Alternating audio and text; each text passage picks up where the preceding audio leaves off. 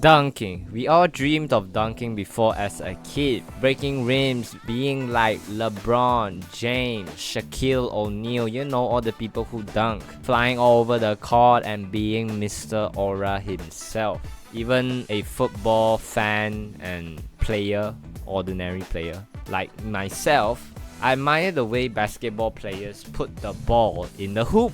It just looked nice. That is why before my assignment starts to pile up in university, shout out to all the university students out there that are drowning in assignments. I've got you, fam. Not I've got you. I understand you, fam. But before they start to pile up, I will try to see if I can dunk after 14 days of focus training on the legs. Alright. First of all, before we start, Kyrie. It's a fake shirt, by the way. So, yeah.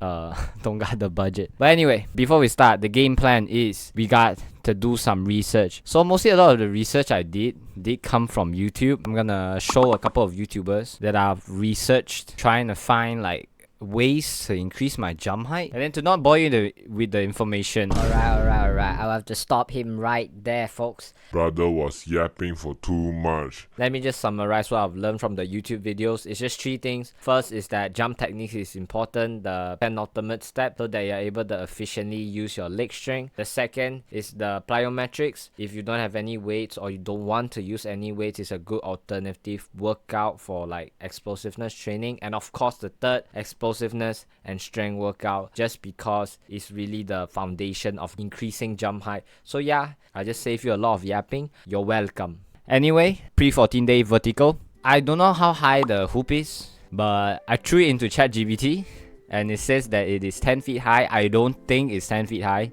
I think it's around 9 feet high. I don't think it's 10 feet high. Because I'm from Southeast Asia, my average height is 171 centimeter. It ain't the tallest, but you gotta give us the benefit of the doubt. We ain't the tallest, so I don't think the hoop is around 10 feet. So I'll just sum it up to around 9 feet. Just around 200 something centimeter. That's the height. I could barely touch the rim. So yeah, that's the starting point. Let's see what we end off after the 14 days. So for 1 to 7, I didn't really do much. It was just working out, workout.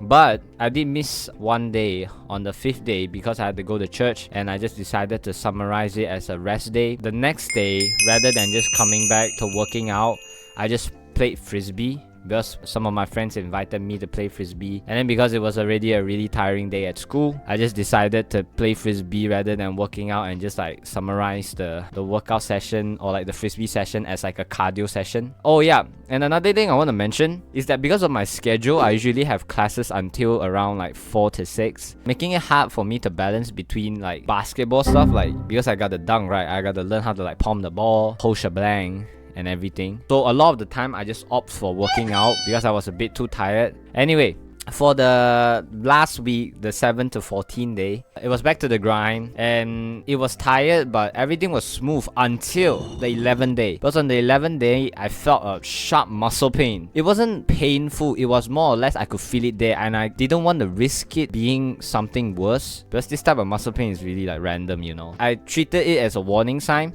So yeah, I like to re-emphasize how rest is important. It's just for this video. If I were to do it, it's just like maybe 2 times a week, 3 times a week, depending on your goal, because rest is equally important, I feel like, for the muscle to recover, to build up and build up back stronger. That's why on this 11th day, I decided to just actually rest, and then the next day I only played badminton and treated it like an active rest, like the same as the frisbee. And then the day after, okay, this one, I wasn't planning to do like another active rest, you know, oh, just do another active rest. Look, I'm not trying to do another active rest, but as you know, ya boy likes football. I'm a football guy, so some of my friends hit me up the day after the badminton and was like, yo, let's play futsal. And how could I deny the opportunity?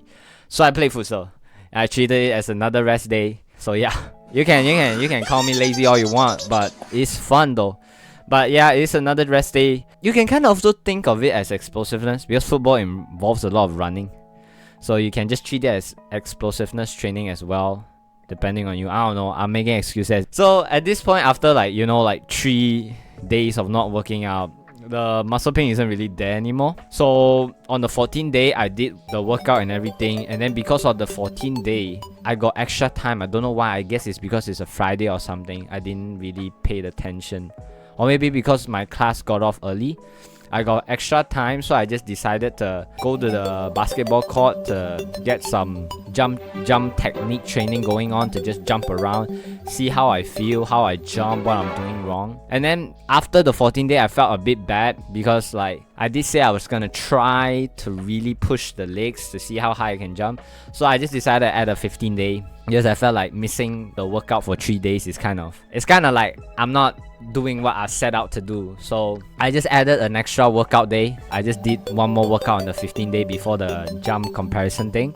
So it's actually 15 days. But yeah, I'm gonna show you the two comparisons. As you can see, I did jump higher. I went from being barely able to touch the hoop to being able to like kind of grasp the hoop. As you can see, I can kind of like hold it like this. So the 14 days did make a difference. The workout, the everything, the weighted plyometrics, the consistency. That means I've done something right.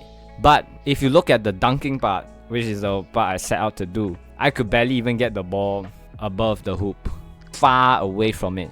And it's because of just me doing the workouts only. So I feel like equally important is to the ball, like basketball techniques as well, like palming the ball, learning how to jump with the ball, the timing of everything. So yeah, that's what I did wrong, and right now I'm still doing it. I'm still doing all the things. Right now I've turned the workouts from every day to twice a week, and if I do make any major progress, maybe I'll update you all in this channel. That's pretty much it. So yeah, thank you for watching and God bless.